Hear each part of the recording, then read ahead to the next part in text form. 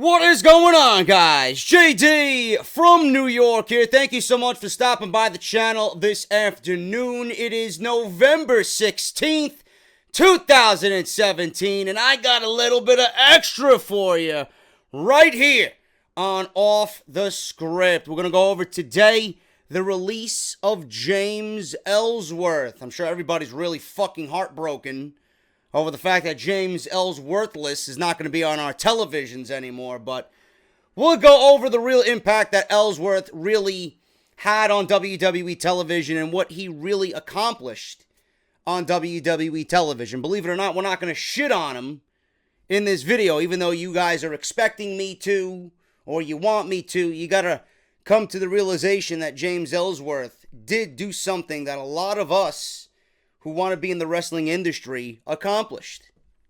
And you got to give it to him, man. So we're going to go over all that today on Off the Script. Also, I got news on the Revival. Everybody's been asking me, JD, do you got news on the Revival? Yes, I got news on one of the greatest tag teams in the world, the Revival, coming back to WWE television. I also got news on why Braun, Strowman, and Kane did not have an official match on Monday Night Raw.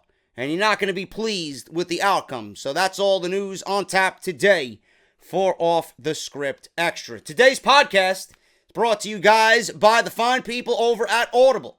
Now, if you guys have been listening to me, you know what Audible is about. But this is for all new listeners of the show. All new listeners of the podcast. You guys will get 1 month free of Audible service. That is 30 days free on the house just for listening. And on top of that, they're going to give you one free audiobook of your choice. So no matter what you guys want, it is going to be on Audible, man. Audible is offering you guys 30 days and one free audiobook of your choice. All you got to do is go to audibletrial.com/offthescript. You guys can get Justin Roberts' new book. You guys can get Jim Ross's new book. You guys can get AJ Lee's book. You guys can pre-order Mick Foley's new book.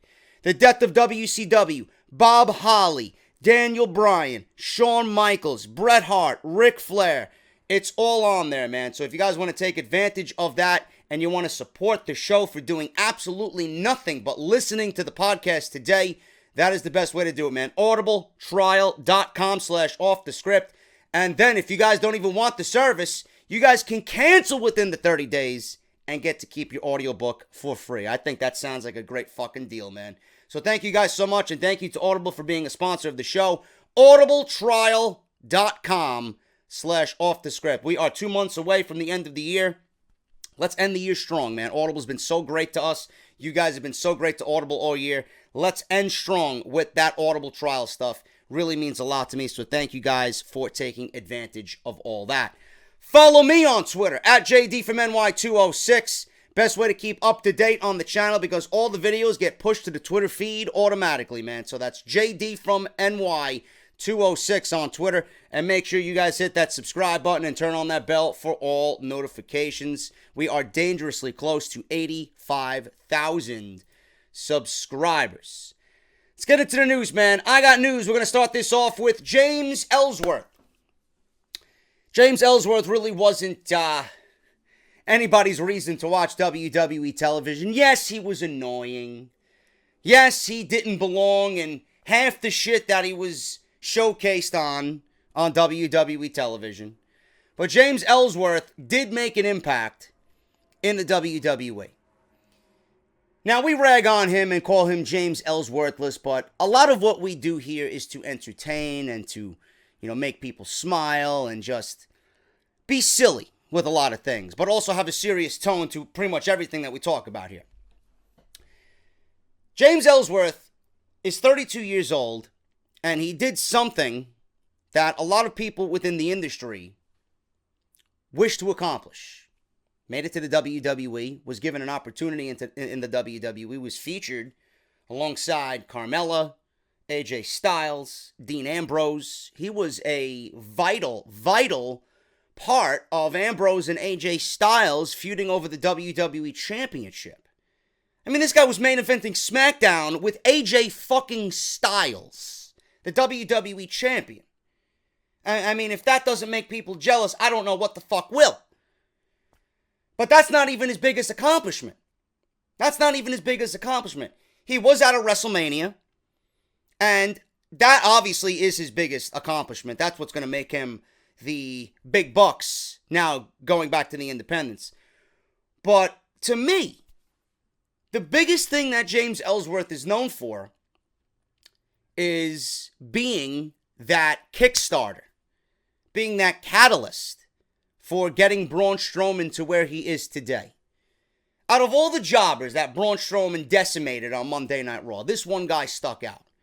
This one guy with a few words, interviewed by Byron Saxton in the middle of the ring before Braun Strowman ultimately came out and ripped this guy in half. You ever see the scene with the T-Rexes in Jurassic Park 2? You got the male and the female and that fucking idiot who's trying to save Jeff Goldblum from the tractor trailer that's going to go over the cliff.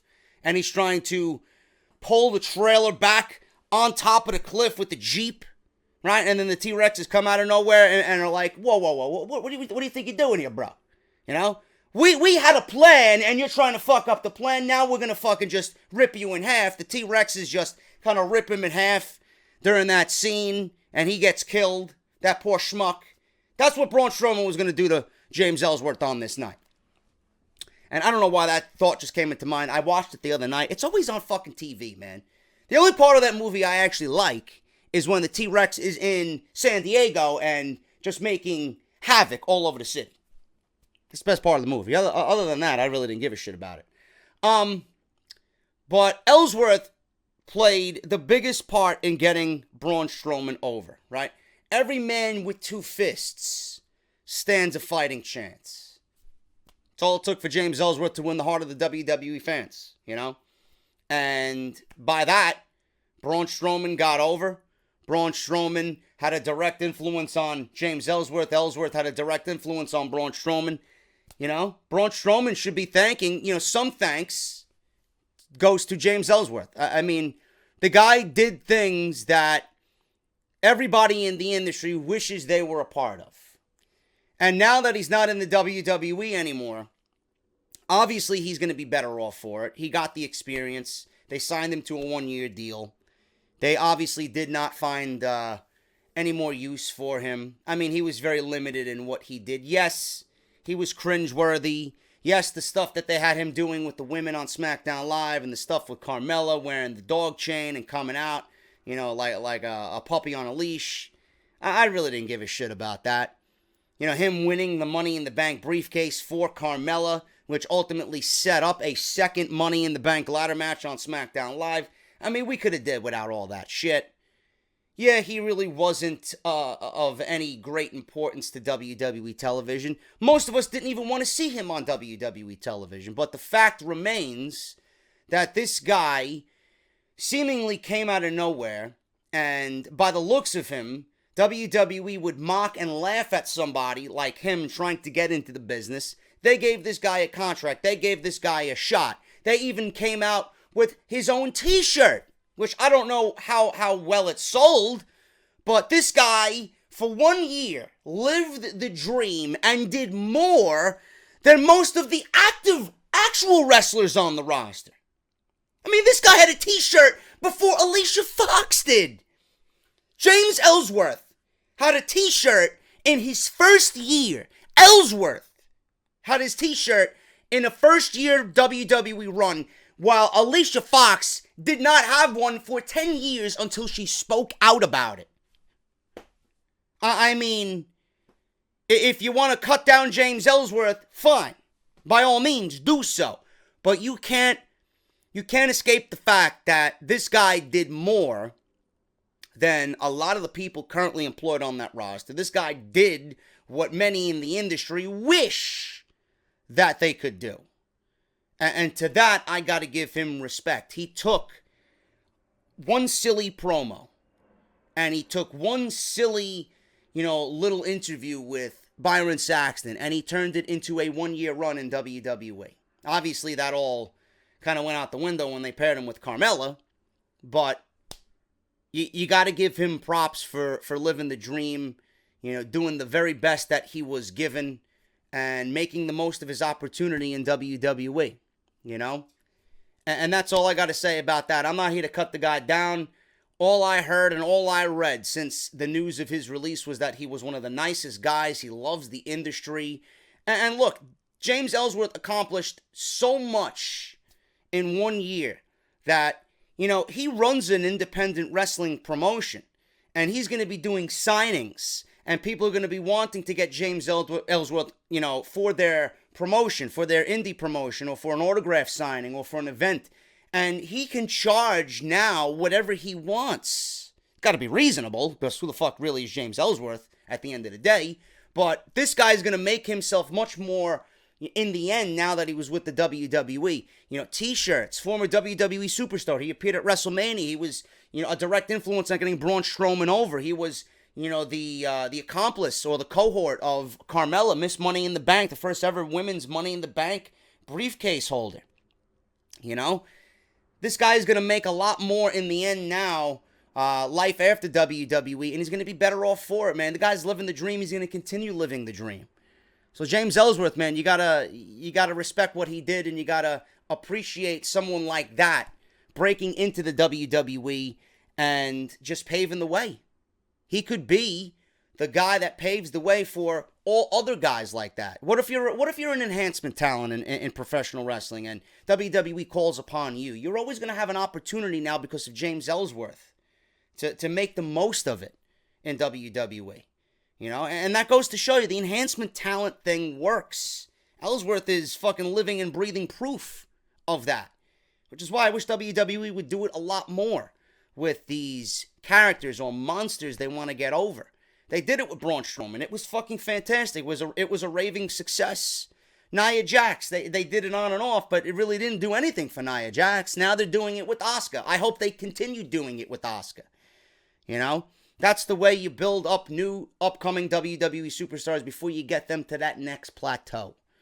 So James Ellsworth released by the WWE. It is announced that WWE has come to the terms of the release of James Ellsworth. His release was expected by many within the company after he was written off of storylines when he lost to Becky Lynch and then beaten up by the other women on the roster. Ellsworth signed a 1-year deal with the company, simply chose not to renew his deal to the WWE. Ellsworth was not featured on this week's episode of SmackDown Live. His final dates with the company were on the European tour, where he was basically destroyed by the women on the roster every night of that tour. When James Ellsworth was released from WWE, a lot of people, expected it, but his close friends did not see it coming. In reality, being beaten by Becky Lynch and finally dismissed by Carmella via a super kick to the head should have been a good clue that his character was being written off WWE television. But it's still strung to read the news about his release from the WWE. If you've ever heard anything about James Ellsworth's true character outside of the WWE before he became an entity on WWE television, he's one of the nicest people that have come across in the world of professional wrestling. That is coming from close personal friends. He is a true professional, and he loves everything about the business. Now it's his turn to take on the world's indie circuit. But as he considers the fact that he won't be traveling with his friends anymore, Ellsworth has nothing but amazing things to say about his former employees and co-workers, saying that he's going to miss traveling with everybody, and he loved the SmackDown locker room, and he's going to miss everybody's company on SmackDown Live, and that he will always bleed Team Blue. Now, if you guys want to see what others have said about James Ellsworth here, I have a bunch of tweets. This one's from Taz. Real Ellsworth, don't sweat it, man. You had a great journey that most thought you wouldn't have had. Go get him. Hashtag fill the calendar. Lindsay Dorado, inside and outside the ring. Ellsworth is a good guy and a great asset to any show. Good luck, amigo. You're going to be just fine. That's from Lindsay Dorado. Mojo Raleigh says, really proud of you, buddy. You overcame all the odds to live the dream. A true inspiration for all the underdogs out there. Tagging Ellsworth. And then Zack Ryder has something to say as well. Sad to see Ellsworth leave WWE, but happy I got to see him live his dream. T-shirt, walk out at WrestleMania, action figure, etc. So as you see, everybody in the wrestling community in and outside WWE appreciated the efforts of James Ellsworth, man. James Ellsworth released from the WWE, and I'm sure he will be fine on the indie circuit, being booked for matches, autograph signings. I'm sure he's going to have his own T-shirt. He's going to be a hot commodity for a little bit at least on the indie scene. He's going to be just fine following his days in WWE.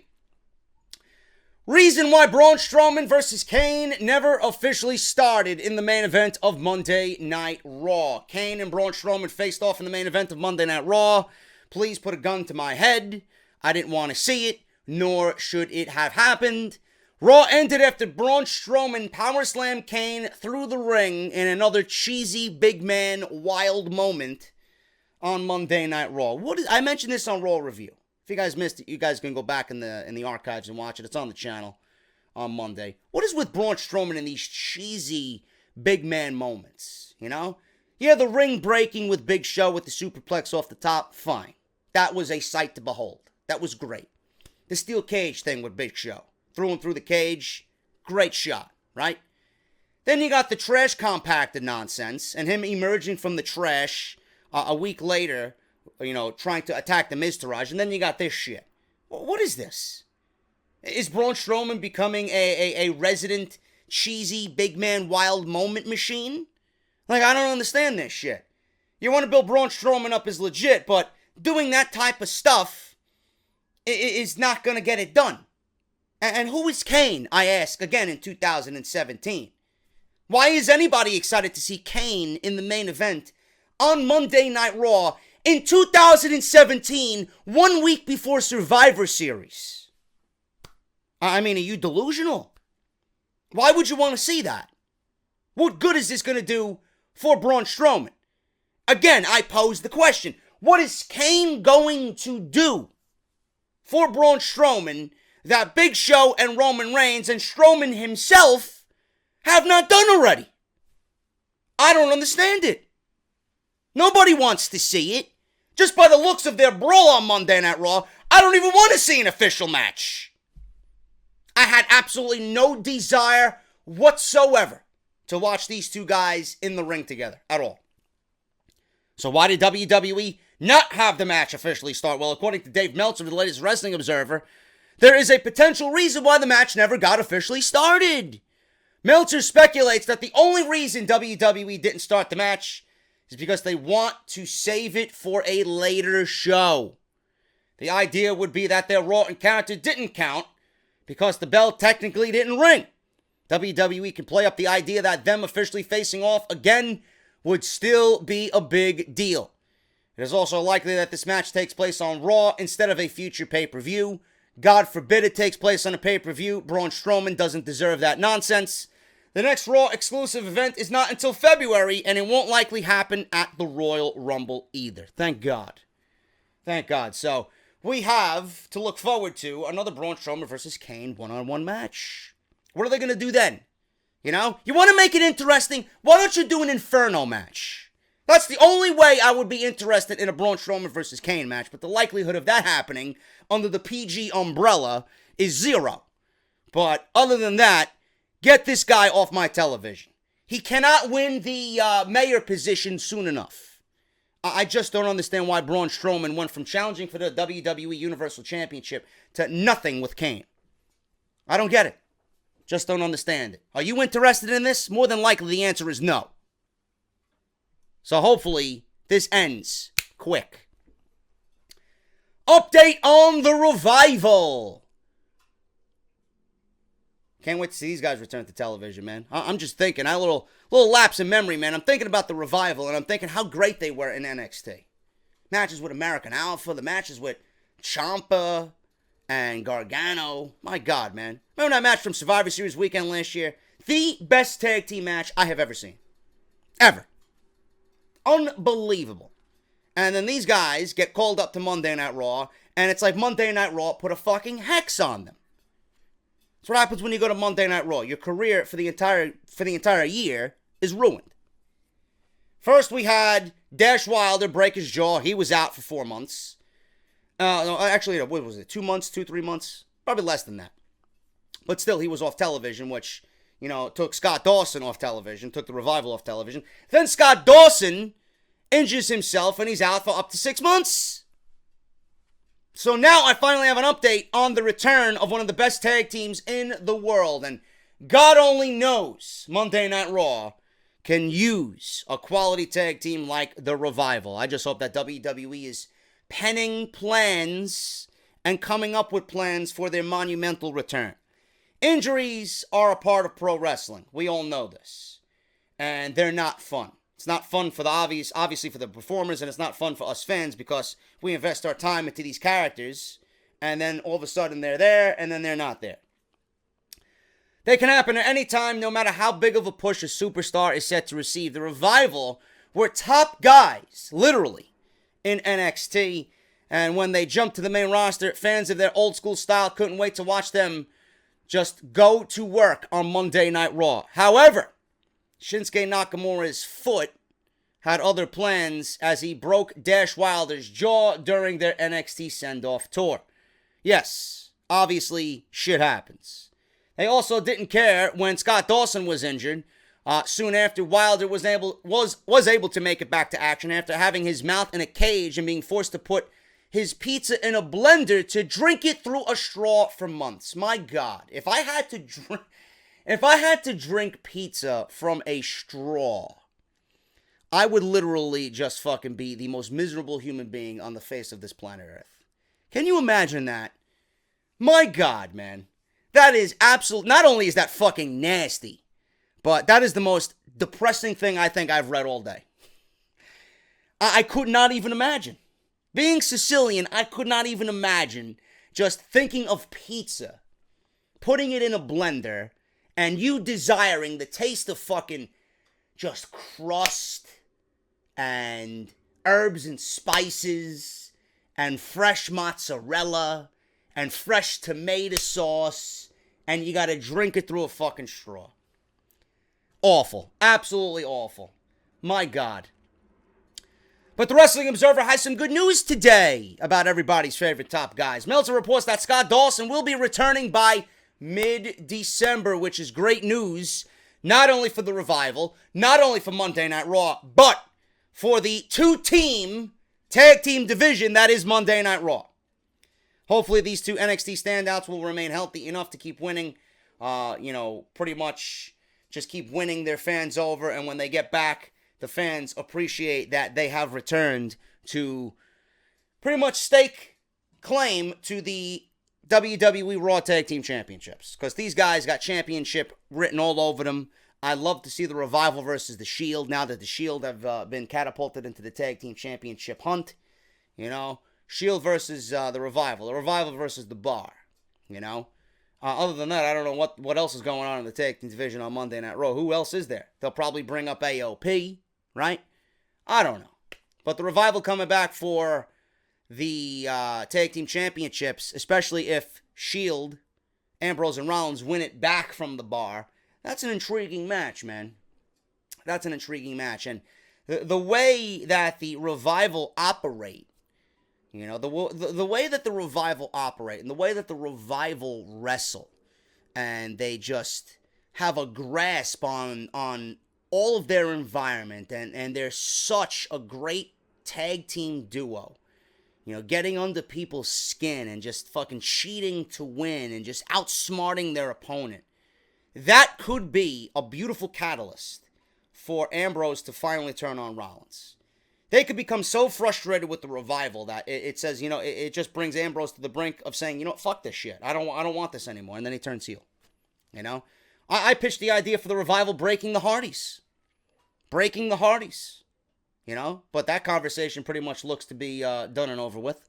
So now we got another opportunity with the Revival pretty much being revived on Monday Night Raw. Have them not break the Hardys anymore because that conversation's over, but break the Shield.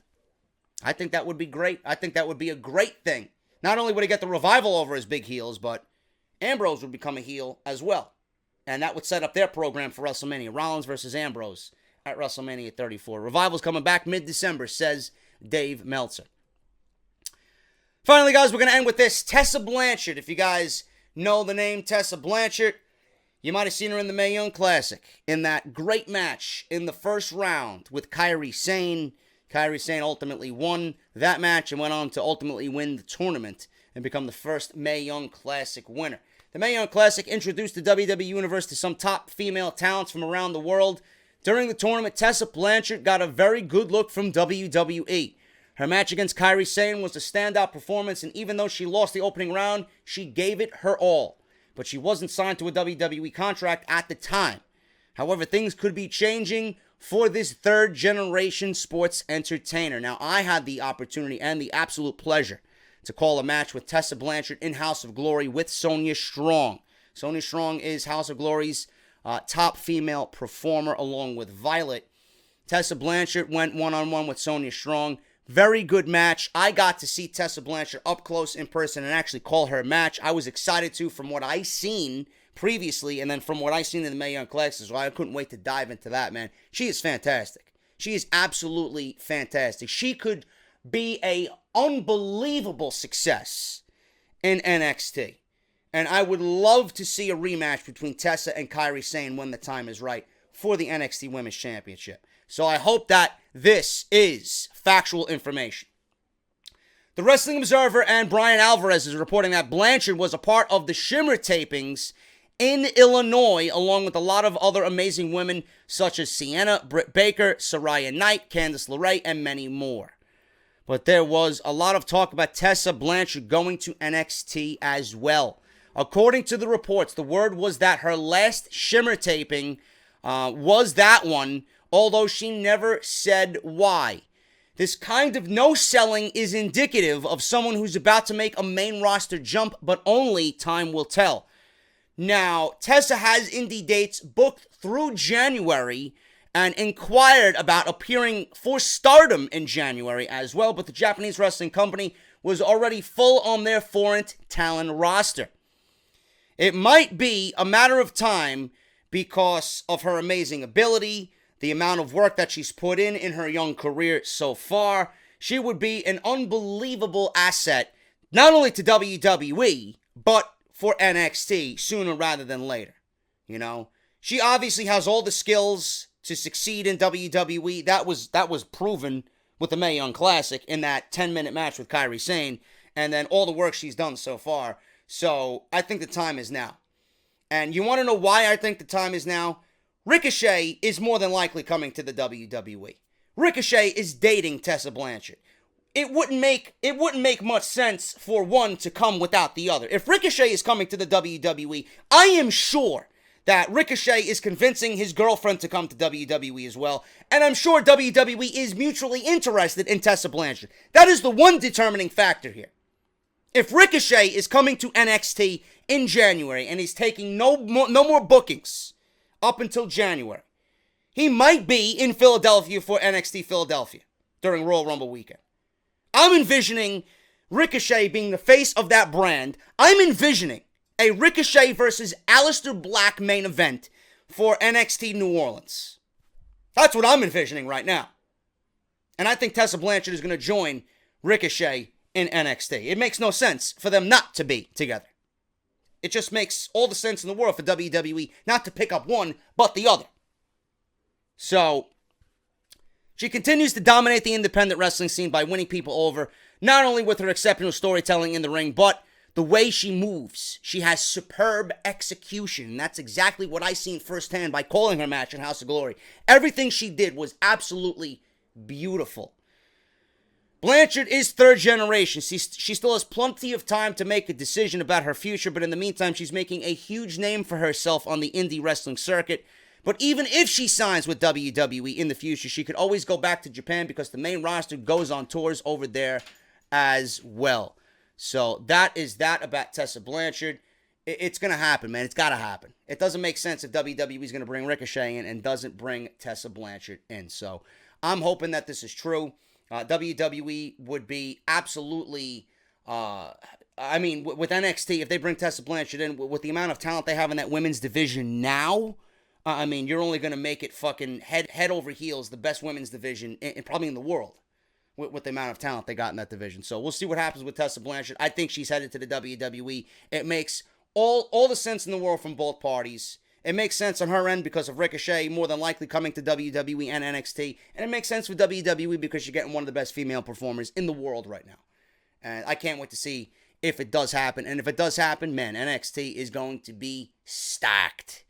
Holy shit, man. 2018 looking even better for NXT. Not only for the main roster guys, or the big-time guys there in the main event, but the women's division, going to be head over heels, man. Some of the best shit you've seen in females wrestling all year, man. Watch it, mark my words. Guarantee it. That is Off the Script Extra, man. Thank you guys so much. If you enjoyed the video today, please hit that thumbs up. I will be back tomorrow. We're going to do things a little differently, man. Not a lot of news going around this weekend because everybody's buzzing about NXT and Survivor Series. So, Off the Script tomorrow, Friday, is going to cover solely NXT TakeOver War Games. We're going to go over everything. I'm going to give you my opinion on the matches and the storylines. We're going to break it down. I got some news on everything. It's going to be a good show. Plus, we're going to do your social media segment as well. So, Off the Script, NXT TakeOver preview and predictions for Friday. Saturday, we're going to do Survivor Series. And then Sunday, we'll hit the regular news and rumors as always, man. But if you enjoyed the video, hit that thumbs up. Make sure you guys subscribe. Make sure you support audibletrial.com/offthescript. And I will see you guys tomorrow for Off the Script, episode 196 for NXT TakeOver War Games preview and predictions. I'm JD. Have a great Thursday, and I'll talk to you guys later.